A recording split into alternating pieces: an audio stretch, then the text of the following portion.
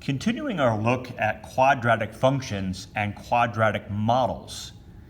In this video lecture, we're going to look at problems that involve revenue. So our objective, we want to build and analyze quadratic models that involve maximizing revenue. As we know from the previous video lecture on quadratic models, quadratics, because they graph as a parabola, are good for optimization problems where you're trying to maximize or minimize something. So let's talk about again what we know. We know what a quadratic function is. It's a function of the form f of x equals ax squared plus bx plus c. And a does not equal 0 because we have to have a squared term in order for it to be a quadratic. We know that the graph of a quadratic function is a parabola, and we know that the vertex is a maximum point or a minimum point. Okay? If the coefficient of the x squared term is positive, the parabola opens up and the vertex is therefore a minimum point.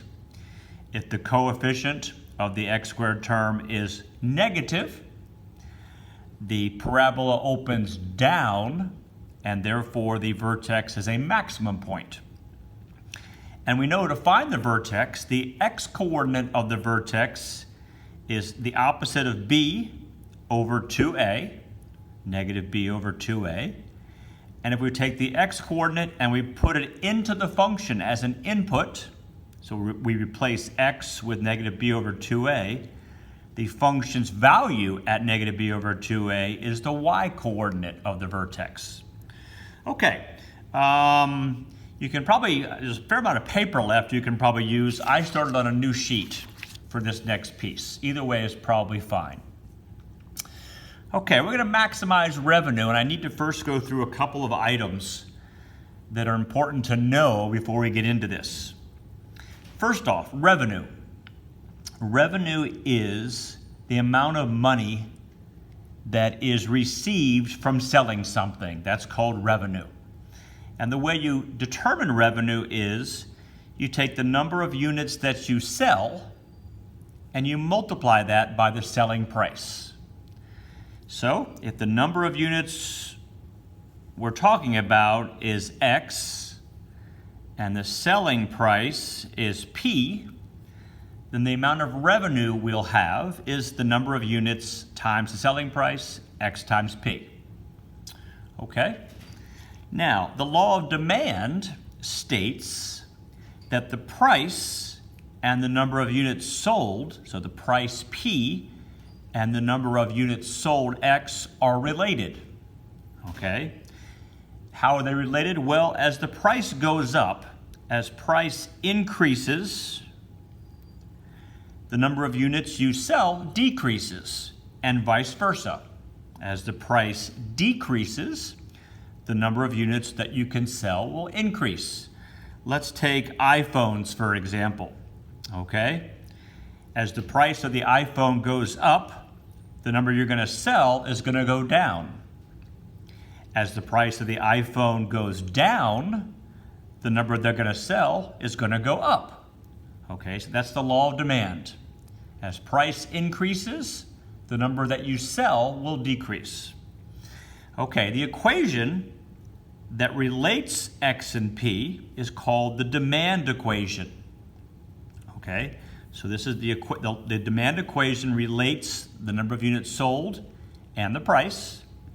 When the demand equation is linear, the revenue equation, this one, is a quadratic function, which we can then use to maximize our revenue. Okay, so that's some background information. You may want to go back over that again if you need to with the video. Some important background information. So now let's take a look at the problem we're going to solve. All right, so I'm here. The marketing department at Texas Instruments, which they make the TI-84 calculators we're using, has found that when certain calculators are sold at a price of $P each, the number of calculators, X, sold is given by the demand equation. So remember, the demand equation relates X and P. Here's the demand equation. The number of units sold is equal to 21,000 minus 150 times the price per unit. So they have found that this equation for this calculator relates the price to the number of units. Okay? So, letter A. Okay? I'll write find. Find a model that expresses revenue, which is R. R is our revenue. If we look up here again, here's our revenue. Currently, our revenue is expressed as a product of number of units and the price. Okay? We want to find a model that expresses the revenue as a function of the price only. Okay? So again, let's go up to here.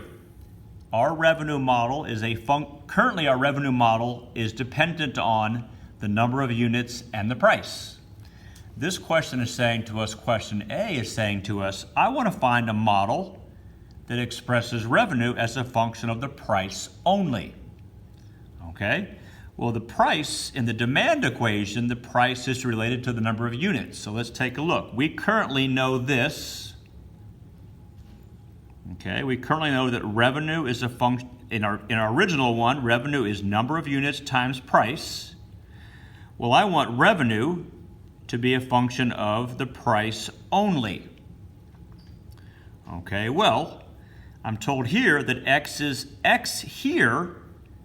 The demand equation relates X to the price. So I'm going to substitute what X equals here because that includes P, the price, in for X. And I'll have 21,000 minus 150 times P. So this is revenue equals X times price. Revenue as a function of price only. This is the same thing as X because of our demand equation, and there's the price. And let's do the math. Okay, and we're going to come up with, I'll do the P squared first. So we'll do it. 21,000 times P minus 150 P squared. Okay, and I'm going to write it again with the P squared term first to have it look more like a quadratic that we're used to. So it's equal to negative 150, whoops, I'm losing my sheet, P squared plus 21,000 times P. So there we have it, okay? Now I have a model that expresses the revenue as a function of the price only. I went from this, where revenue is dependent on number of units and price. I used the demand equation to substitute this expression in for X and come up with a revenue model that is dependent only on the price. How much am I going to make based on the price? This will tell me. If we look at this quickly, hey, if the price is 0, well, I'm not going to make any money. I didn't charge anything because I put 0 in for P, I get 0 out of this. Okay. I need another piece of paper, but we'll keep coming back to some of this as we need to. All right, so letter B question. I think I have to get my paper straightened out. Letter B. What is the domain of our new function R of P? What is the domain of that? Well, I'll tell you what, let's graph that and find the domain. That might be the simplest thing to do. So we know that our revenue function, I'll go back to this sheet. Our revenue function is right here, and I'm going to graph it to see what's going on, to see where the domain is, because we know it's going to be in the first quadrant. And let's find out what the domain is. What values of price are relevant in this case? Okay, so I'm in y equals negative 150x squared plus 21,000 times x. Oh my goodness. Well, I know that my price is starting at 0. Let's go to my window. Well, let's go to Zoom Fit, see what happens. Okay, does that give me anything that's going to work? For some reason that gives me a downward, not so sure, window. Okay, so this goes from 0 to 6,000. That might be a little bit too much. Let's go from 0 to, let's go to a price of 200. It's a calculator. And we'll count by 50s. Now my Y minimum, my Y is the revenue. Well, the revenue is going to start at 0. It's going to max out at something, I don't really know. Let's try $10,000. And we'll count by 2,000s. Let's see, whoops, well I missed it. Oh, okay, so it looks like I got plenty of X, because I got the up and down. But I need more Y. I need a lot more Y, it looks like. So let's go from Y min from 0. Let's go to 100,000. And let's count by 20,000s. Well, I'm not even there yet. I did better, but I'm still needing a lot more Y. So we're making a lot of money on these calculators. So window, let's go to 1,000,000. Put an extra 0 on there. And we'll count by 200,000. Woof, got it. Okay. Made it happen. Okay, so again, here is remember, along the x-axis is the price. On the y-axis is the revenue. Okay, if I go to trace, you can see the equation right here I put in. The x is the price, the y is the revenue. And let's take a look. We know that my domain, we want kind of a relevant domain. Well, obviously our price, if our price is 0, our revenue is 0. So the domain, okay, let's say that, I'll put this in set notation. Price, well, we want to be greater than or equal to 0.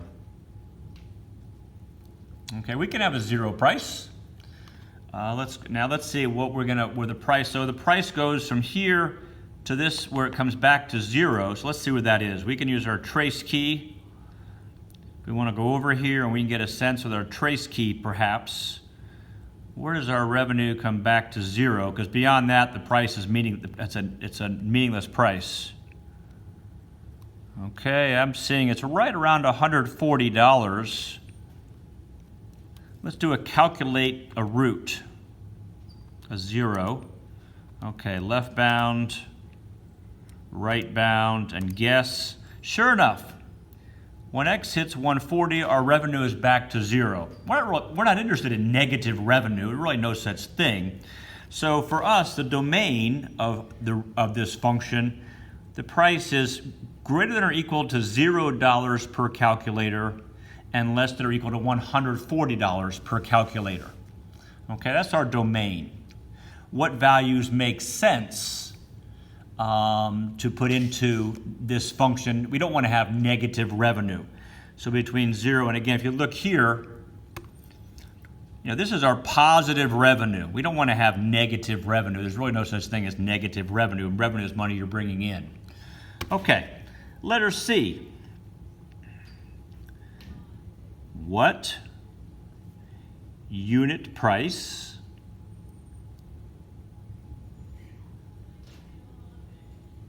should be charged, we're going to, our set should be charged to maximize, so there's that key word that tells us we're dealing with a quadratic and its vertex, revenue. Well, let's do it with our calculator first. Okay, the maximize, this function, this quadratic opens down, so the vertex is a maximum point. Let's find the y value of that one. Second calc, our maximum. Okay, we need a left bound and a right bound, so I'll go to the left side. There's a left bound. I'll go to the right bound. There's a right bound, and I'll take a guess. Looks like it's going to be $70. 69.99999. That's $70. So $70, okay, P equals $70 maximizes the revenue using our calculator, okay? Let's do it by hand, okay? This is our graph. By hand, we know that the x-coordinate of the vertex is negative b over 2a, excuse me. So P equals negative b over 2a. Well, let's take a look at the function. Here's the function right here.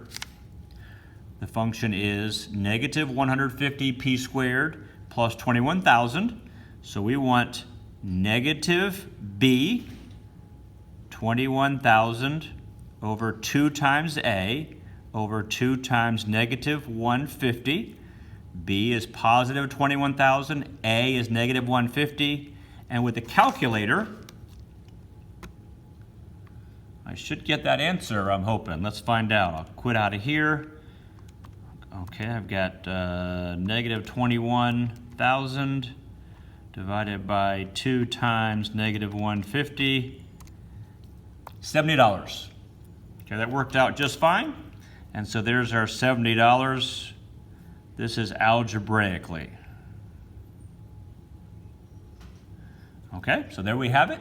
If we sell our calculators for $70 each, we're going to maximize our revenue. Okay, letter D. Okay, if this price, which is $70, is charged, right? What is the maximum revenue? I'll write max because I'm running out of space on the line. What is the maximum revenue? Okay, let's look at the graph. Go back to here. I'll go back to my graph. Okay, we found out that the price at 70, you get the maximum revenue. Well, if you want, I can just press trace, and I'm going to input 70 because I know that's the price that maximizes it, and I'll press enter. And it looks like the revenue we're going to earn here is $735,000. Okay, another way you can do it, again, if you want to go second calc and you want to find the maximum, you can set bounds, left, right, and then read the y to this. And there's your same answer. The maximum is at $70, and it's $735,000. So by the graph, the revenue,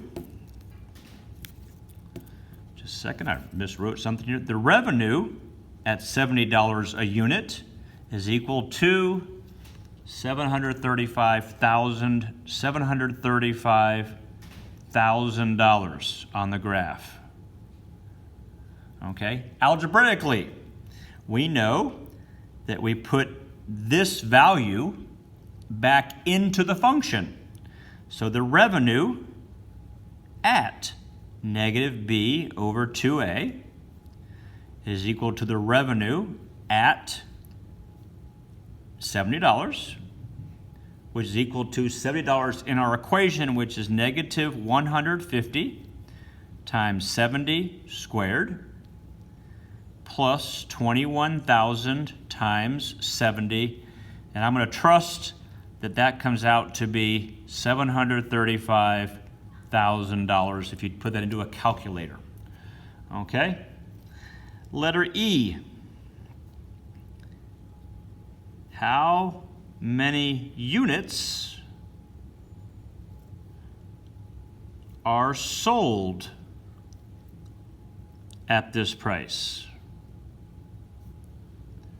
Again, our price is $70.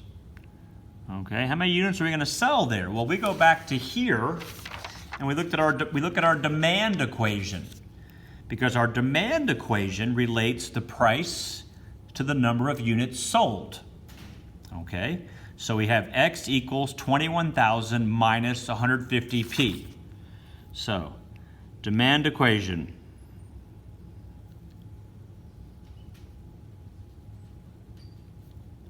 X equals 21,000 minus 150 times P.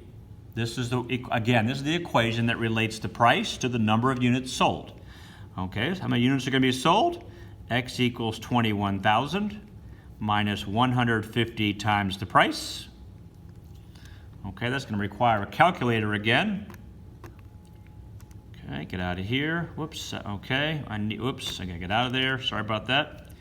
21,000 minus 150 times 70, and we're gonna sell 10,500 units at that price. 10,500 calculators.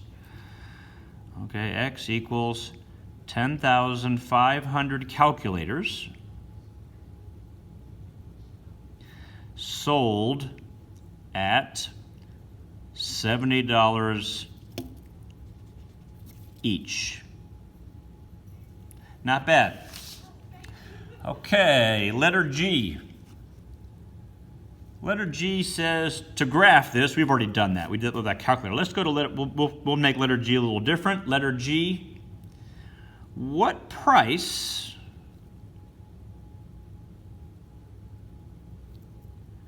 should Texas Instruments charge to collect at least $675,000 in revenue? Okay, well, let's use our graph for that. Let's see what we come up with, okay? So we're gonna put in, we want Y1 to be the revenue function. The revenue function is negative 150 P squared plus 21,000 P. That's our revenue function. This is revenue. And we're gonna have Y2 equal, don't need a dollar sign there, equals 675,000. And we want, when is Y2 greater than or equal to at least Y1? Take that back. When is Y1? I got that backwards. We want the revenue to be at least. So we want Y1 to be greater than or equal to Y2 on the graph. Okay, that's going to tell us when this is greater than or equal to this. Okay, let's go into our graph.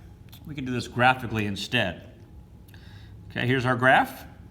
Let's go to Y equals, and let's put in a Y2 here of 675,000.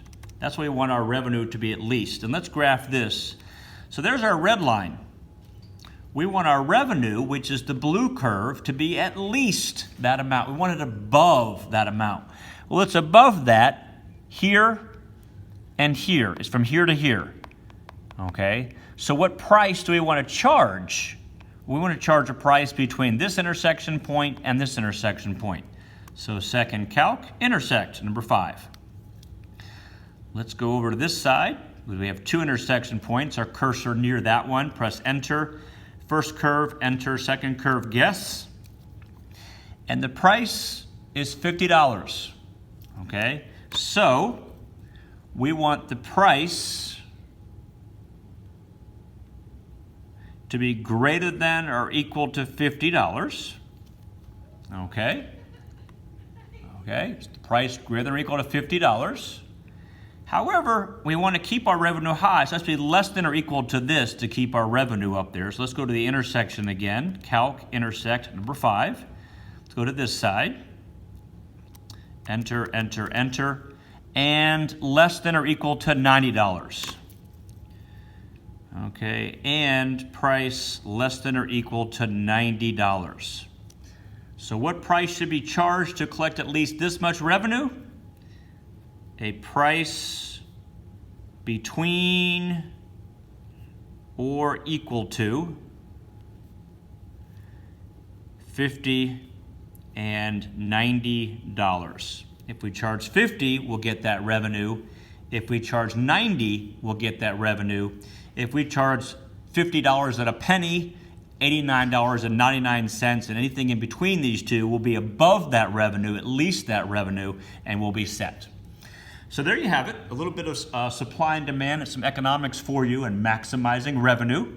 Important to remember that your demand equation relates the units and the price.